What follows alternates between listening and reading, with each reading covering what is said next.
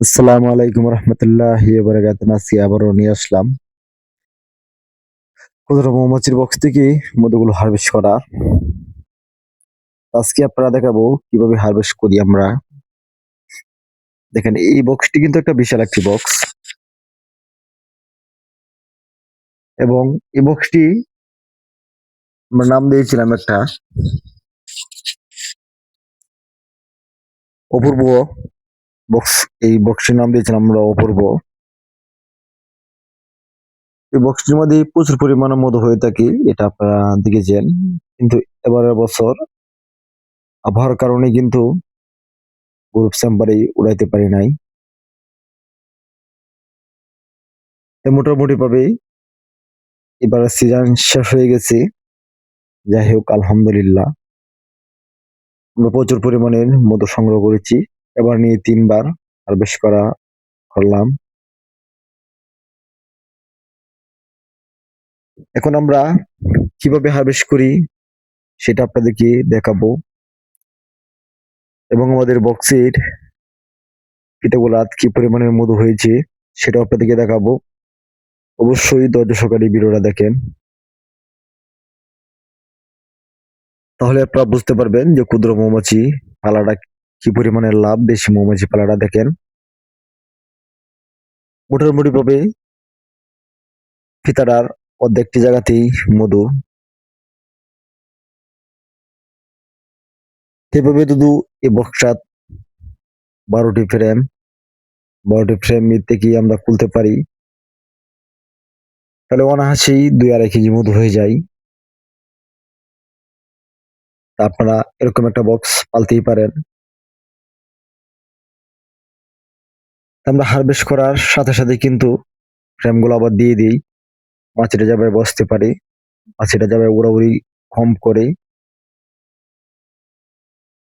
আপনারা যারা হারভেস্ট করবেন মধুগুলো, তারাও কিন্তু এভাবেই দেওয়ার চেষ্টা করবেন। এবং ফিতাগুলা যখন বের করবেন ফ্রেমগুলা, তখন অবশ্যই আপনারা রানিটা ফলো করবেন।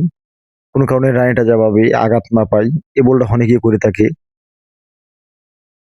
যে মধুগুলো হারভেস্ট করার পরে দিই, কয়েকদিন গেলেই পরে দিই মৌমাছির বক্সে রানীর সংকট দেখা দেয়, রানীটা মারা যায়। সেই ভুলটা কেউ করবেন না।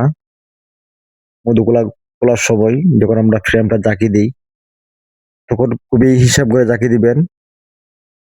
এবং দুধু আপনারা দেখতে পারেন যে এই ফ্রেমটার মধ্যে রানীটা আছে, তা আস্তে করে এটা রেখে দিবেন। কিছুক্ষণ পরে আপনারা ফ্রেমটা তুলবেন, তাহলে এই রানীটা অন্য ফ্রেমে চলে যাবে, রানীটা কোনো কারণে আঘাত পাবে না। এই মিশিং এর মাধ্যমে মধুগুলো অনেক দেখেছেন আপনারা আমি খুলতে। আপনারা ট্রাই করে দেখতে পারেন এই মিশিং এর মাধ্যমে মধুগুলো খুললে আপনাদের বক্সের লাভ হয় কিনা, আপনাদের লাভ হয় কিনা। আমি সব সময় এই মধুগুলো খুলে থাকি। দেখেন এই যে অত বড় একটা বক্স, আমরা কিন্তু দেখেন এই যে ফিতাটা, সেটার এক সাইড দিয়ে কিছু পরিমাণে ডিম আছে, এবার অন্য সাইড দিয়ে কোনো ডিম নাই। তাহলে ফিতাটা কিন্তু মোটামুটি ভাবে সময় শেষ হয়ে আসছে। এই ফিতাটা কিন্তু আমরা এই ডিম দিয়ে ফুটলে এই ফিতাটা খুলে ফেলে দিব, নতুন ফিতা তৈরি করার সুযোগ করে দিব। দেখেন এই যে প্রতিটি ফ্রেম থেকে কিন্তু ভালো পরিমাণের মধু বের হচ্ছে। দেখেন এখানে দুটি ফিতার মধু প্রায় আধা 1 কেজি মধু হয়ে যাবে। যাই হোক, আলহামদুলিল্লাহ অল্প পরিমাণের মধু হচ্ছে। দেখেন এই ন্যাচারাল মধু আপনারা বাড়িতে একটি ক্ষুদ্র মৌমাছির বক্স পালার পরে কিন্তু খাইতে পারবেন। বাজার থেকে তো মধুগুলো অনেক কিনে খেয়েছেন এবং নিজেই চেষ্টা করেন যে ভাই আমরা তো পারি না। বা এগুলার ভিডিও, প্রত্যেকটি কাজের ভিডিও কিন্তু আমার চ্যানেলে দেওয়া আছে, মৌমাছির বক্স বানানো সহ, ধরা সহ, পালা সহ সবই পেয়ে যাবেন। এবং এই মিশিং এর মাধ্যমে দেখেন আমরা কিভাবে গোড়ান দিয়ে মধুগুলো খুলি। এবং আপনারা সবই জানেন যে আমরা ৩ বন্ধু মিলে এগুলা করে থাকি।